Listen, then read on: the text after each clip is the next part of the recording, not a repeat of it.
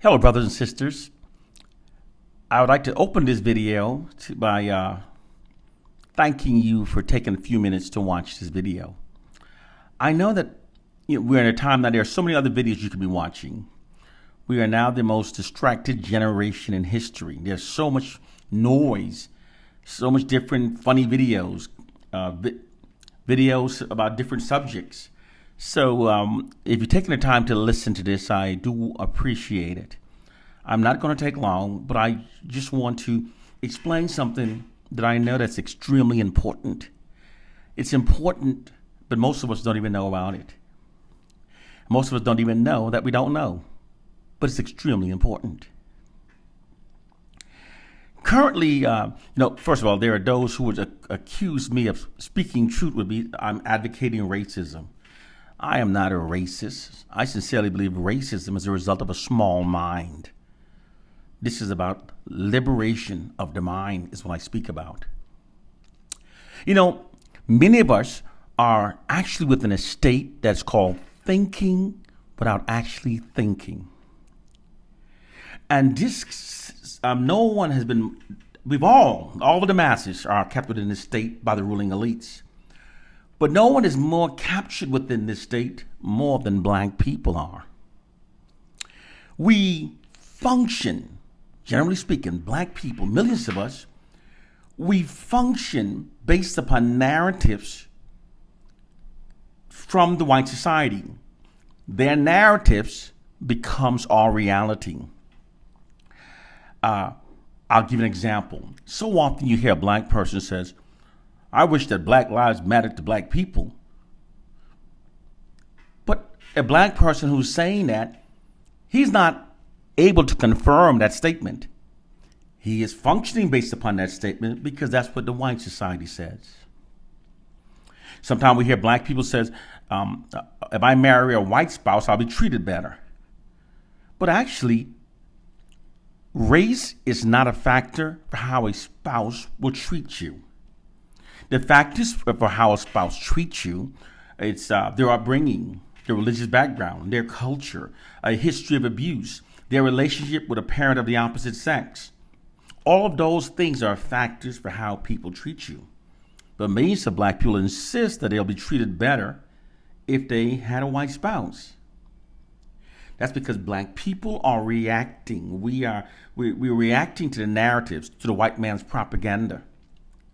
Sometimes you hear black people say things like, damn, man, why we can't get our shit together? Damn. Frustrated. But the black person who's saying it cannot confirm that our shit isn't together.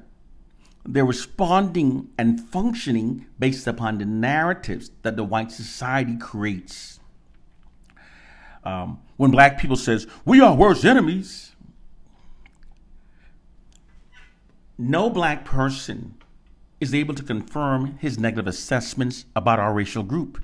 That's a fact, because it's not humanly possible for anyone to accurately assess the collective state of millions of people based upon anyone's individual experiences. It's not humanly possible. The reason why millions insist that they've confirmed themselves that the premises is true is because once a false belief has been successfully embedded into your mind, you then only notice those incidents that appears to confirm the false embedded belief, and you become psychologically blinded from noticing all the evidence refuting it. I'll give an example. I've heard people say, well, that Asians are bad drivers, which is totally untrue. But and they will insist they've seen it with their own eyes. That's because they noticed perhaps an Asian had an accident. And then it confirms to them that it's true, while they become psychologically blinded from noticing the greater number of Asians who are excellent drivers. And then based upon this psychological blindness, they will insist that they've seen it for themselves, that it's true that Asians are bad drivers. It's called the illusory truth effect. It's also known as the illusionary truth effect. Then based upon this, they'll insist for themselves as true, and they'll argue with anyone, although they're absolutely wrong. The white society has weaponized this inherent flaw within the human psyche against black people. They they manipulate us to believe the fraudulent worst about us. Then we insist that it's true. And then we start functioning based upon it as if it's true. Like they manipulate us to believe that we're our worst enemies. And then we start mean mugging each other. We become those narratives that we've accepted as true. It is called a self-fulfilling prophecy. A self-fulfilling prophecy is when a false propaganda narrative starts being treated as if it's real, and we function based on it as if it's real, thus making it real. They tell us that we're our worst enemies, and we start believing it. You know, you hear black people say, we're like crabs in the bucket. We're crabs in the bucket, always pulling each other down. And we believe it. But throughout history, African Americans have demonstrated the most unity to each other, but they've eroded this unity by manipulating us to believe that we are our worst enemies. For example, they say black people don't stick together, and those who says it insist that it's true because they are psychologically blinded from seeing the greater numbers that shows is untrue. When Minister Farrakhan asked for millions of black men to show up in Washington, D.C. for the Million Man March, at their own expenses, 1 million men showed up. When Trayvon Martin was killed, black people from all over the country in solidarity started wearing the hoodies and showed up and started providing financial support to his family.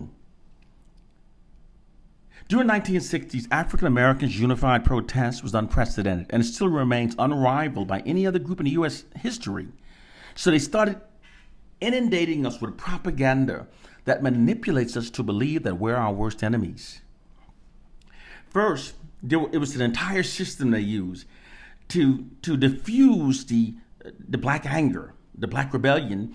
They started elevating black celebrities, showing black people on TV, to create the illusion of black inclusion into the system of white supremacy. Then, so while they keep amplifying and exaggerating our celebrities, creating the possibility that racism is no longer a factor, they start inundating us with propaganda to manipulate us to believe that we're our worst enemies. The reason why they constantly inundate us with a black-on-black crime, it was a part of what's called an ideological subversion system. It's how they manipulate our collective minds to think in ways that benefits the white society. During the 1960s, for example,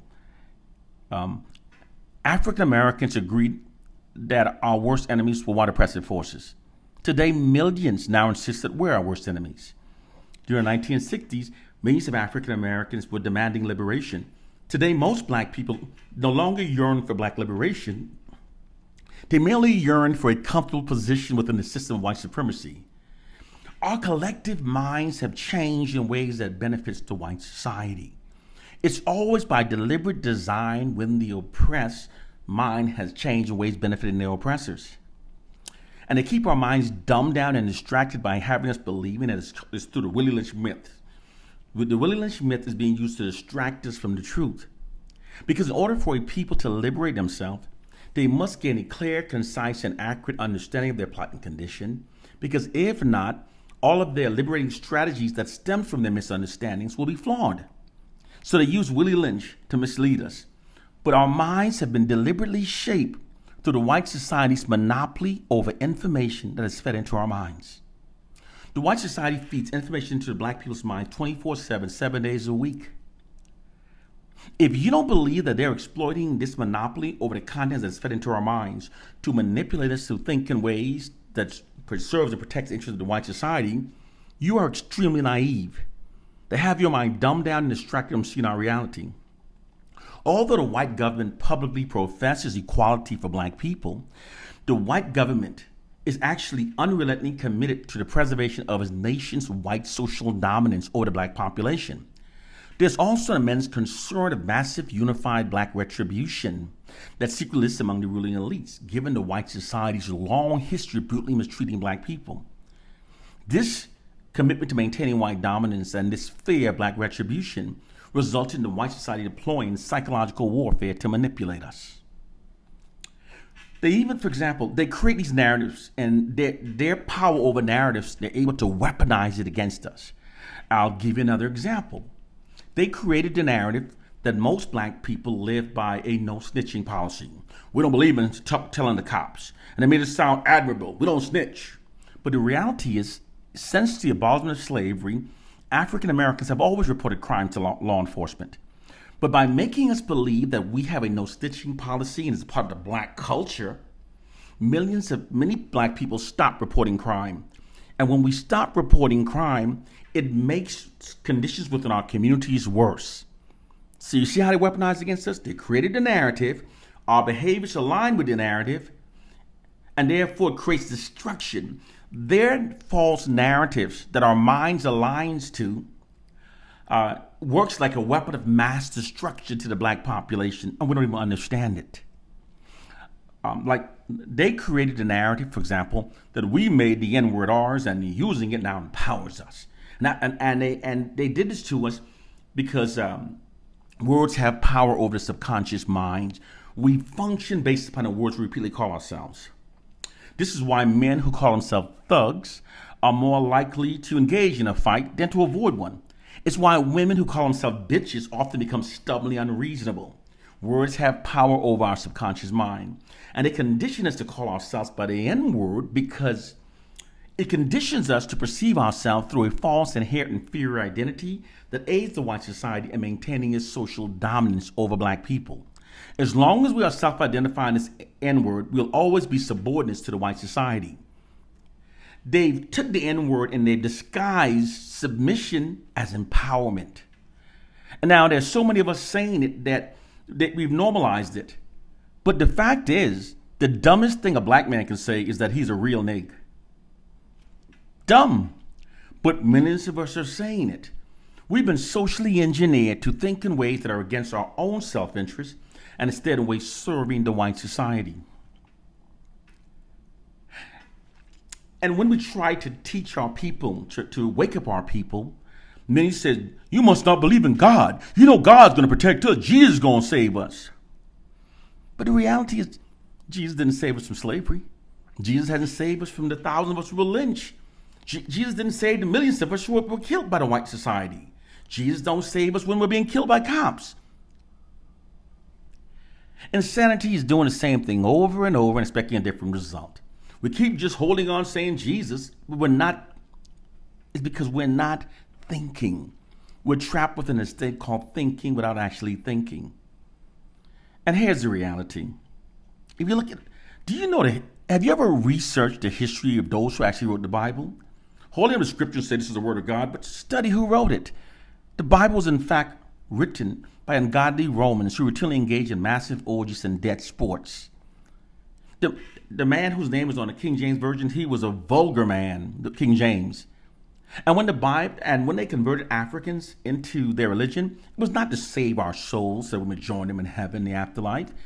This is an irrefutable fact because they believed that Africans had no souls and they believed that heaven was for whites only.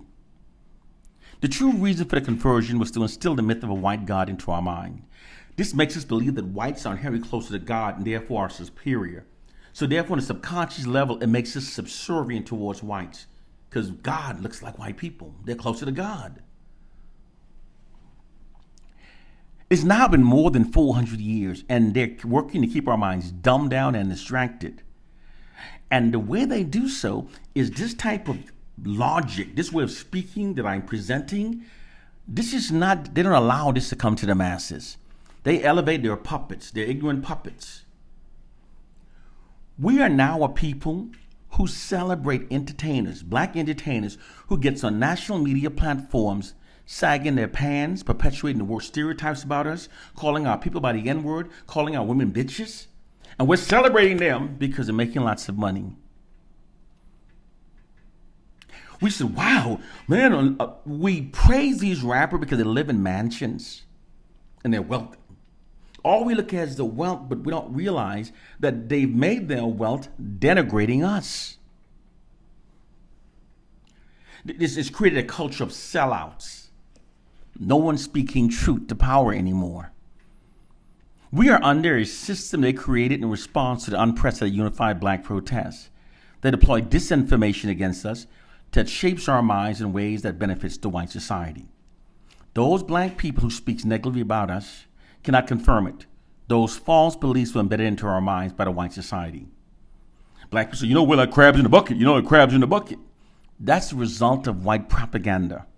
They feed us propaganda because they realized in the 1960s that while the white society can enslave us, can invade us, they cannot maintain peace with us indefinitely, because whenever people are oppressed for a long time, their collective aggressions towards their oppressor will continue to swell until acts of rebellion becomes inevitable. It's an inherent response within the human psyche. So white social scientists and white propagandists neutralizes this inherent response by shifting our collective aggressions away from the white society, and they've redirected against us. And that's why black people say things like, I'm tired of you talking about the white man. We are worst enemies. I'm tired of you blaming the white man. When people are ignorant of how their minds are being manipulated, their minds are easy to manipulate. The white society continually bombards us with propaganda that shapes our minds. Right now, for example, 85% of white people are killed by white people in the U.S. But you never hear a narrative of white on white crime, because black on black crime is being propagated because it's used to make black people think that we are worst enemies, and also instill fear within us. Fear is a powerful weapon used for controlling people. They've manipulated many black people to feel fearful of each other and believe we need whites to govern over our lives. We have situations where black people now walking in an alley and turn around and see a white person and say, "Oh, I'm relieved. I thought you was a black man." Black people feeling more relieved.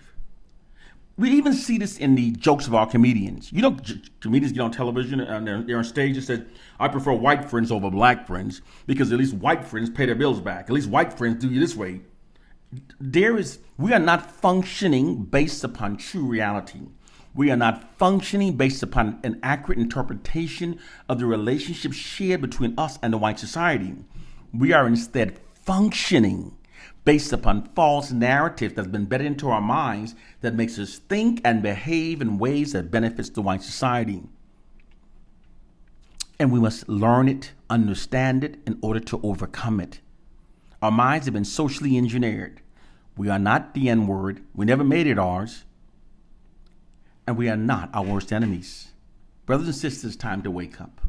One love and peace.